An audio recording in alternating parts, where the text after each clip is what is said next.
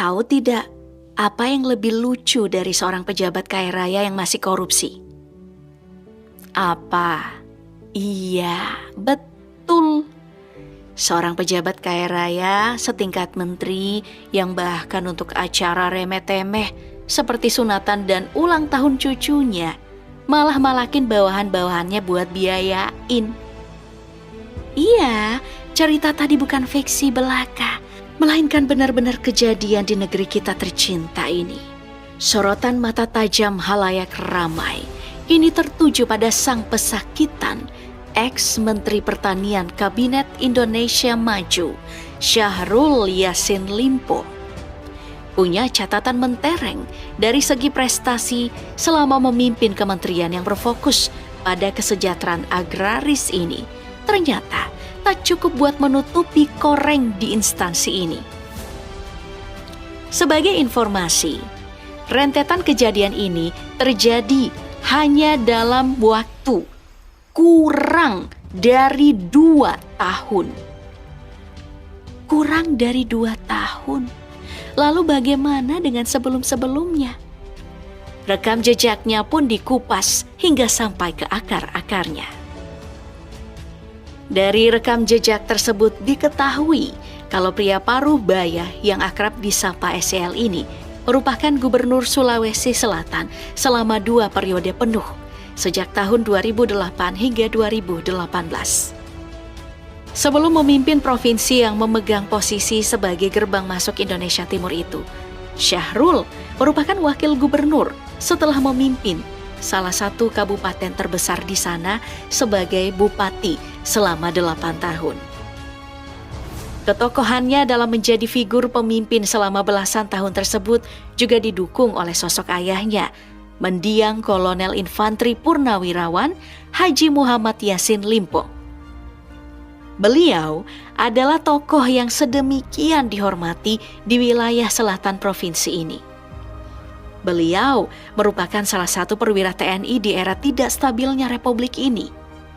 Bahkan dirinya sempat ditunjuk menjadi bupati hingga kepala Badan Pelaksanaan Harian di kantor Gubernur Sulawesi Selatan dan Tenggara.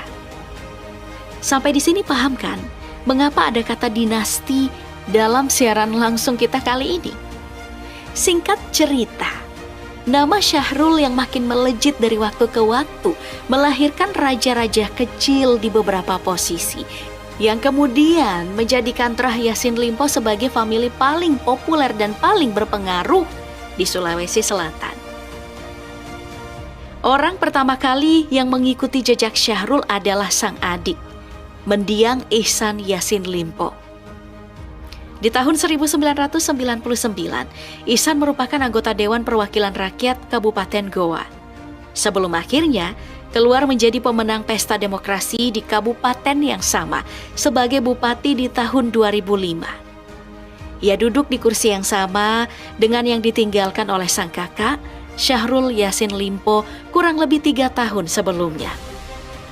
Selama menjabat sebagai bupati, Ihsan dipuji sebagai sosok pahlawan di bidang pendidikan dengan pembebasan pungutan-pungutan di sekolah yang kerap menjadi beban tersendiri bagi orang tua siswa. Sayangnya, justru pendidikan pula yang menjadi bumerang bagi Ihsan. Namanya santer disebut-sebut dalam kasus pemalsuan ijazah. Namun sebelum kejelasan aduan tersebut terbukti, kasusnya buru-buru dihentikan oleh Polda Sulsel. Semasa Ihsan menjabat sebagai bupati, sang kakak sulung Tenri oleh Yassin Limpo ikut terjun ke ranah politik dengan menjadi anggota Dewan Perwakilan Rakyat periode 2004 sampai 2009. Tenri sendiri kemudian memanfaatkan jejaring yang sama dengan saudara-saudaranya untuk kemudian tembus ke level provinsi di 2 periode berikutnya. Sayang, langkahnya terhenti ketika hendak melangkah ke tingkat pusat. Beda nasib dengan sang adik, Dewi Yassin Limpo, yang sukses mengunci 1 kursi di Senayan pada periode 2014 hingga 2019. Di periode inilah, Dewi tersandung kasus suap dalam perkara pembangunan pembangkit listrik tenaga mikrohidro. Dewi bahkan dibekuk dalam keadaan membawa uang suap setara 1,7 miliar rupiah di tas asistennya. Atau dalam prosedur KPK disebut operasi tangkap tangan. Tapi ditangkapnya Dewi tak menjadikan Trah Yassin Limpo kehilangan posisi di Senayan. Saat ini ada putri dari Syahrul, yakni Indira Cundatita Yassin Limpo, yang masuk sebagai pengganti antar waktu dari Partai Nasdem sebagai anggota DPR RI periode 2019 sampai 2024. Nama Indira juga disebut-sebut dalam sidang yang melibatkan ayahnya lantaran biaya skincare dan pembelian mobil yang merujuk pada dirinya dituduhkan berasal dari anggaran kementerian serta hasil pemerasan pejabat di instansi tersebut. Ibunya pun demikian, Dr. Gigi Ayun Sri Harahap. Sebagai istri seorang gubernur, namanya juga masuk dalam daftar penikmat dinasti Trah Yassin Limpo. Ayun Sri sempat menjabat sebagai Direktur Rumah Sakit Khusus Daerah Sulawesi Selatan hingga 6 tahun lamanya, sebelum akhirnya menjadi staf ahli Gubernur Bidang Kesejahteraan Rakyat, Subbidang Kesejahteraan Rakyat. Seperti diketahui, pemilihan jajaran direksi rumah sakit daerah dan staf ahli merupakan kewenangan kepala daerah yang notabene merupakan suami. Di lingkup pemerintahan Provinsi Sulawesi Selatan, Ayun Sri bukan satu-satunya yang berkiprah di sana sebagai salah satu anggota dinasti. Irman Yassin Limpo, adik kandung dari Syahrul, juga menikmati posisi-posisi strategis saat sang kakak memimpin. Sebut saja, Kepala Balitbangda Provinsi Sulsel, hingga Kepala Dinas Pendidikan di Pemprov yang sama. Saat memimpin dinas pendidikan tersebut, Irman sempat diperiksa lantaran adanya dugaan penyelewengan dana pengadaan kapal latih di instansi yang ia pimpin, yang ujungnya mentersangkakan bawahannya. Belakangan, Kemal Redindo putra Syahrul juga menikmati jabatan sebagai PLT Kepala Dinas di lingkup pemerintah provinsi. Kemal juga terseret di pusara kasus yang sama dengan Indira, yang bakal kita jelaskan lebih dalam nanti. Lain lagi nih dengan Haris Yassin Limpo. Setelah menjabat sebagai anggota DPRD Kota Makassar, ia kemudian menjabat sebagai Direktur Utama PDAM Kota Makassar. Beragam prestasi ia toreh saat memimpin perusahaan daerah yang dikenal sebagai lahan basah tersebut. Sayangnya, tahun 2023 lalu, Haris dicokok Kejaksaan Tinggi Provinsi Sulsel akibat kasus korupsi dana tantiem dan bonus pegawai dan direksi PDAM Kota Makassar. Kini, Trah Yassin Limpo menyisakan Adnan Purikta Ihsan Yassin Limpo sebagai Bupati Kabupaten Goa. Sekaligus pemegang posisi terpenting di keluarga ini menyusul dibuinya sang paman dan lengsernya sanak famili lain dari posisi strategis lainnya. Adnan bahkan berpeluang maju sebagai calon gubernur Sulsel pada pilkada serentak nanti, pasca menuntaskan masa jabatannya sebagai bupati 2 periode yang ia ambil alih dari mendiang ayahnya 10 tahun lalu. Sekilas dinasti Syahrul yang ia bangun cukup lama ini tampak problematik. Namun karena sorotan media nasional tak begitu tajam ke perkara yang terjadi di daerah luar Jawa, kasus-kasus tersebut tak begitu menarik perhatian, bahkan dengan embel-embel adik mantan gubernur atau saudara kandung mentan. Namun, celakanya, Syahrul yang menjadi pemimpin dari dinasti ini harus berada di kursi pesakitan akibat ulahnya sendiri. Dari sana kemudian diketahui arus dana haram rupanya tak ia nikmati sendiri, melainkan mengalir ke keluarga-keluarganya. Nih, kita kasih contoh satu persatu. Ayun Sri Harahap, wanita yang mendampingi Syahrul sebagai seorang istri sejak puluhan tahun lalu ini, disebut-sebut mendapat jatah uang bulanan dari Kementerian Bulanan yang nilainya bagi para pekerja kerah biru kelas menengah ke bawah pusing 7 keliling. 30 juta sebulan cuma buat ibu menteri yang secara struktural gak masuk dalam hierarki kepemimpinan kementerian itu sendiri. Ajib kan jadi istri pejabat? Hal ini diungkapkan langsung oleh mantan Kasubag Rumah Tangga Biro Umum dan Pengadaan Kementan Isnar Widodo. Ia menyebut nominal jatah uang bulanan Bu Menteri tersebut naik berangsur-angsur dari 15 juta di tahun 2020 hingga 30 juta di akhir 2021. Tiap bulan loh ini dapat minimal 15 juta tanpa kerja. Wow, ngemis dengan gaya ini mah. Tahu nggak apa yang lebih lucu dari uang bulanan itu tadi? Iya, selain dikasih dalam bentuk cash, Syahrul beserta keluarganya juga meminta untuk difasilitasi dalam bentuk kartu kredit, yang cicilannya itu dibebanin pada anak buahnya. Gila.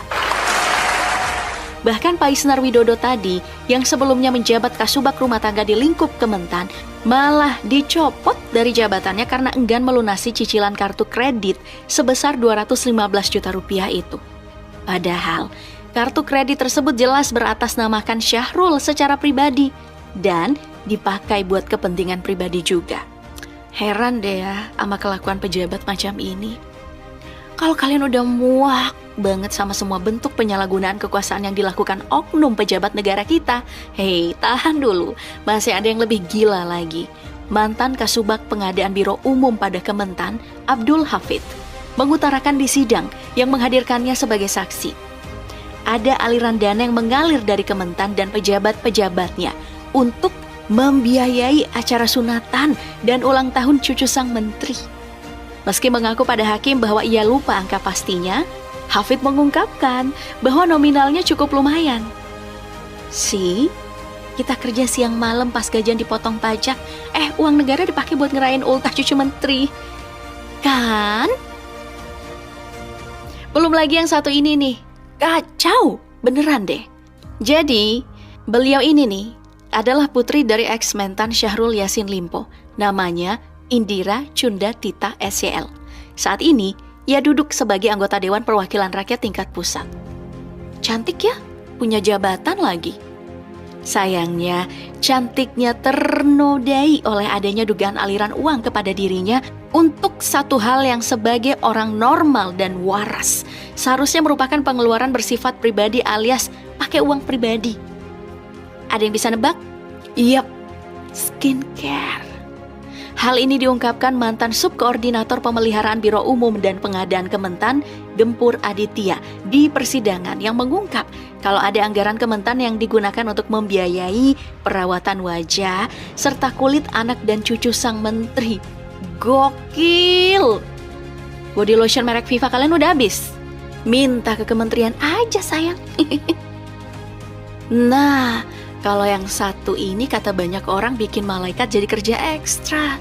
Selain menjadi amal baik buat Pak Menteri karena menunaikan ibadah, malaikat juga harus nyatet bahwa uang yang dipakai buat beribadah tersebut berasal dari memeras anak buahnya yang nominalnya belasan miliar.